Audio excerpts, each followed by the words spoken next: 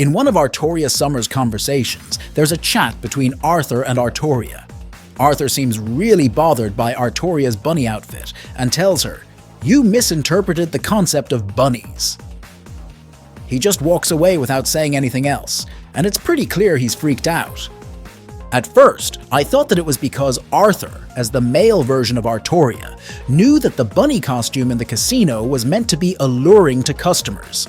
Plus, Artoria showed off a lot of her curves in that outfit, and Arthur probably didn't want to see that. I mean, it was Gawain and Lancelot who suggested the costume to their king.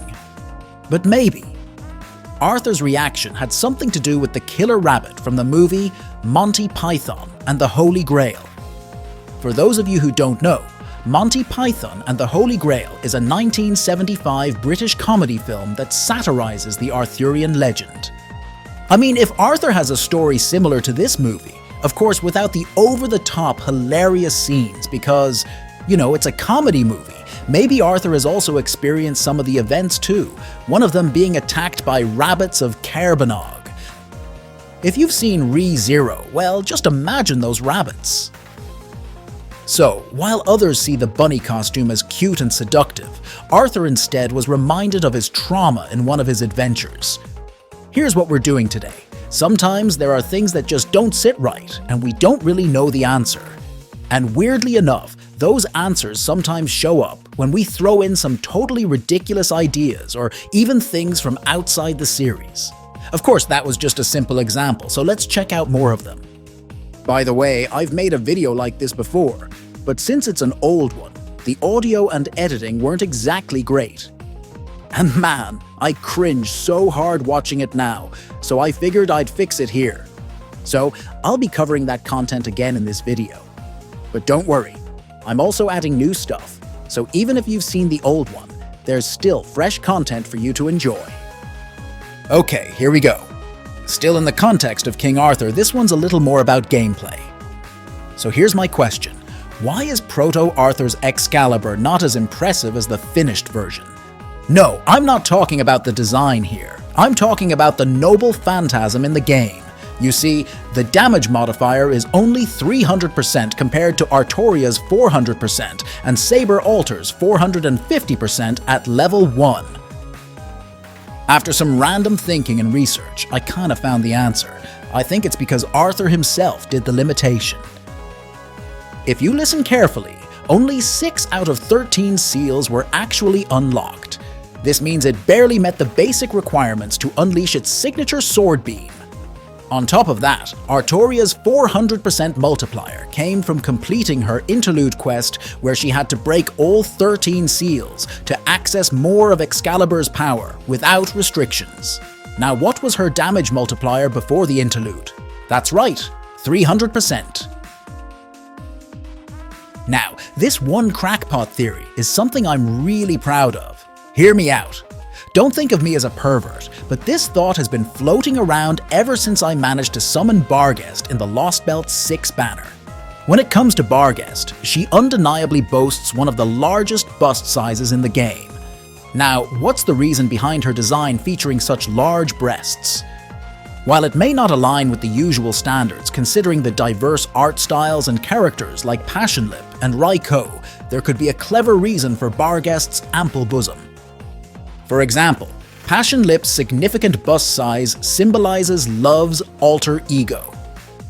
BB intentionally crafted her in that manner to represent the individual who is desired and loved. On the other hand, Raiko's generous chest size reflects her maternal instincts. She exhibits peculiar behavior by treating the man she fancies as her own child. You guys see the pattern, right?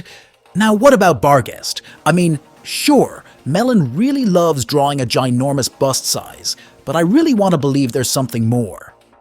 My answer is, I believe it's because she's part of the Fang clan, a group of fairies inspired by animals, with Barghest specifically embodying a black dog. Remember, she's supposed to have features resembling a dog, but she's a special case. She actually looks like a normal human. In that case, she should still have some characteristics from the Fang clan. Now, how many mammary glands do dogs have? Yes, there are 5 pairs. Considering dogs have 5 pairs or 10 in total, well, it's plausible that in her human form, they are all condensed into her human bust. Perhaps that's why you can see Barghest's chest got so big. Obviously, this is most likely just Merlin's personal taste as the artist who designed Barghest. But it's still interesting to look into.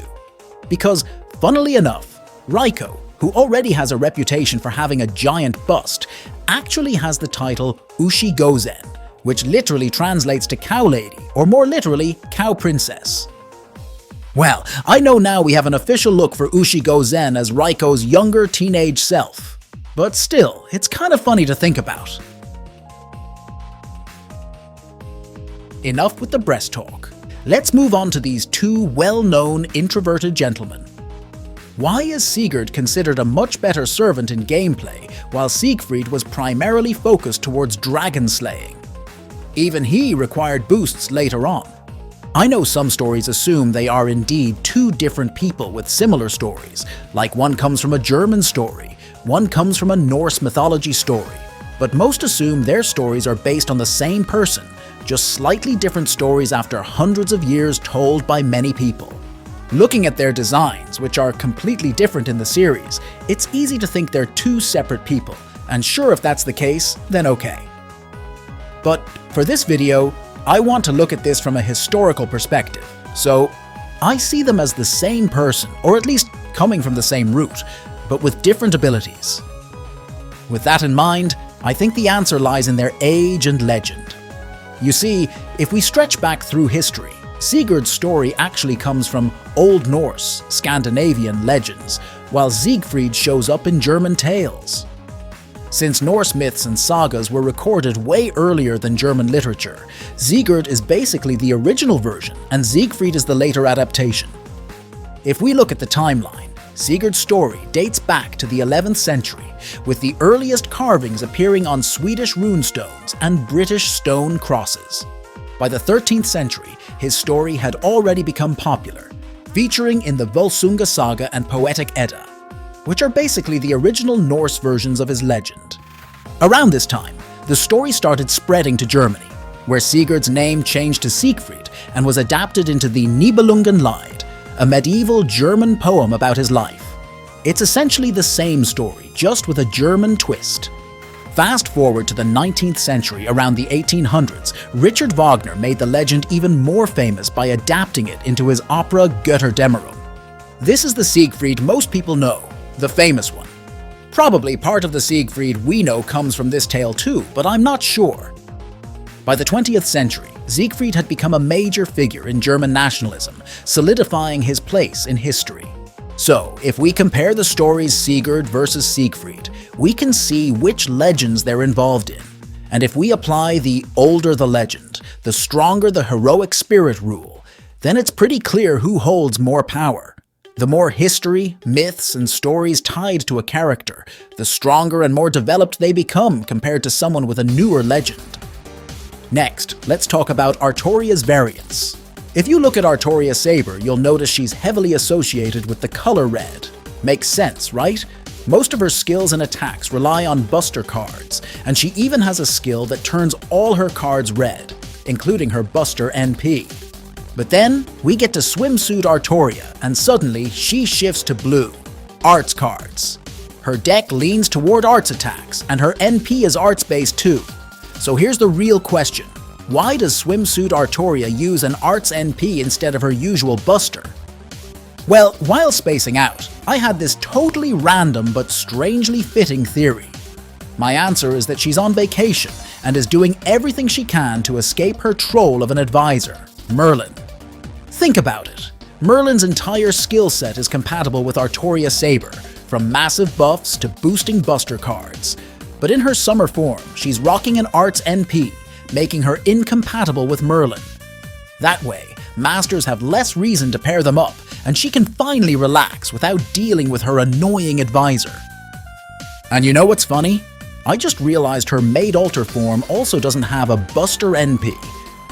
Well, maybe she's also avoiding Merlin in that form. Alright, I gotta admit, I feel a bit guilty about this one, but let's roll with it. Queen Morgan is hands down one of the most powerful beings in the Fate series. You never really know what she's capable of. I mean, this woman literally rewrote history, casually communicates with her other selves across different timelines, and even made us, the Master, struggle without ever revealing her true form. Absolute menace. But despite all that, Morgan's end was incredibly tragic. She met a heartbreaking fate. Betrayed and killed by her own people, crawling toward her throne only to watch her child nearly dead, thrown off a cliff. It's just brutal. At first, I could only feel sorry for her. A ruler with big ambitions but a tragic fate. But then I realized something. I think her tragic end might have something to do with her weapon, or more specifically, her fighting style. Morgan heavily uses spears, like her giant spear-like weapon, Rongaminiad, and summons a bunch of spear projectiles in her attacks in Roadless Camelot. Sounds familiar, right? It's pretty much how Lancer class fights. And if you know anything about Lancers, they're kinda cursed. This class is notorious for tragic fates and betrayals. I even made a whole video about the Lancer curse.